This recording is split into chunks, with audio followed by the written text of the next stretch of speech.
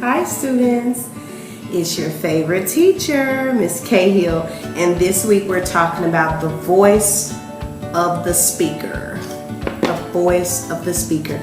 So at the top of your paper, you should have 3 objectives written down, with them being number 1, to become aware of the existing range of voices from which a writer can choose the appropriate voice for a particular audience. That's the first objective.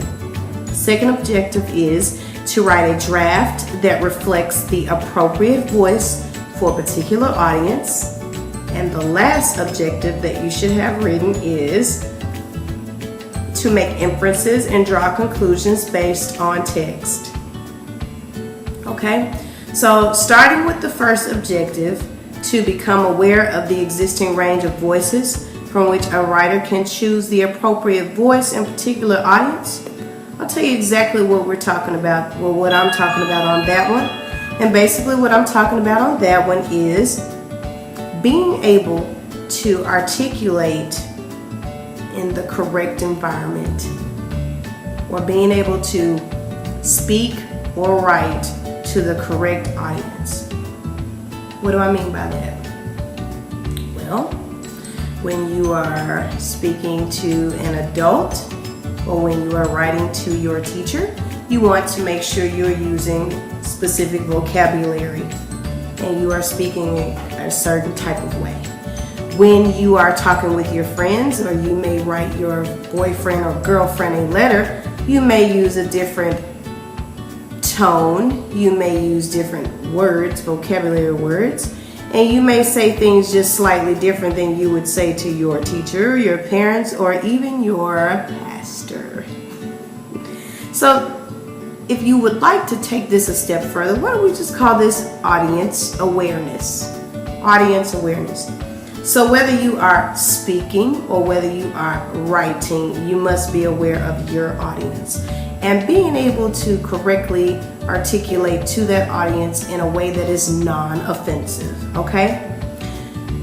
To that last objective, I want to make sure that when we are reading, no matter what we are reading, we are always using the questioning process in our minds as we are reading, okay? So we are making inferences, we are making assumptions based on things that we are reading, and we're able to draw conclusions from the things that are presented in text.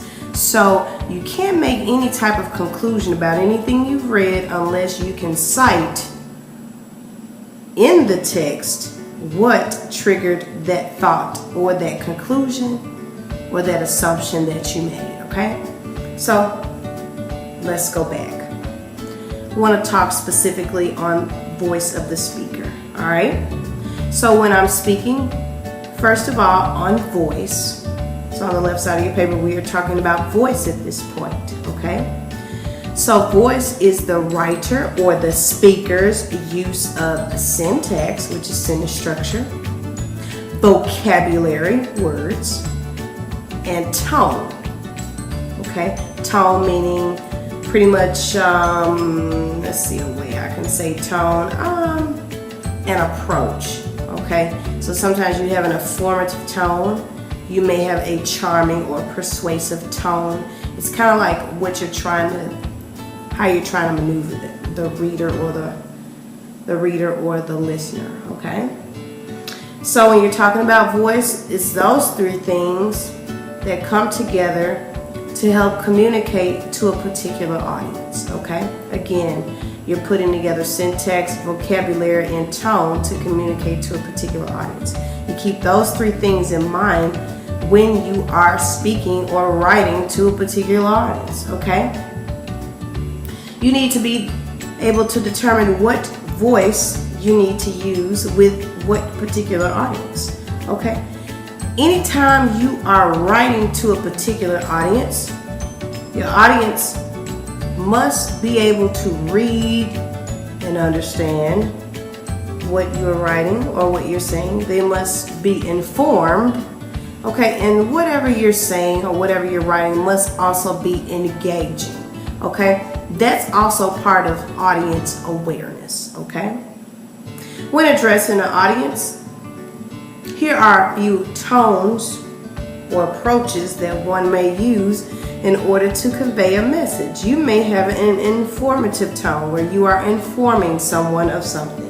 You may have an outrageous tone where you have taken a totally different approach to how you convey a message. Depending on the audience, outrageous might be okay. You may have a shocking tone. That means that whoever is listening to you or whoever is reading or writing is obviously going to be shocked by something, some shocking statistic or some scenario that you present. Again, with audience awareness, it might be okay to shock your audience.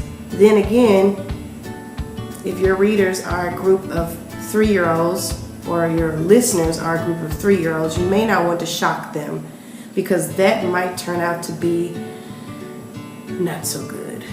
Audience awareness, okay? Also, a particular tone that you may consider is an amusing tone, one that entertains, okay? Persuasive tone, which is the tone that we are pretty much in this class going to be focused on, the persuasive tone. I'm sure you all can come up with a lot of different ways to persuade someone to do something. Persuasive tone is what we're going to focus on in this class, though. Challenging tone, to challenge someone.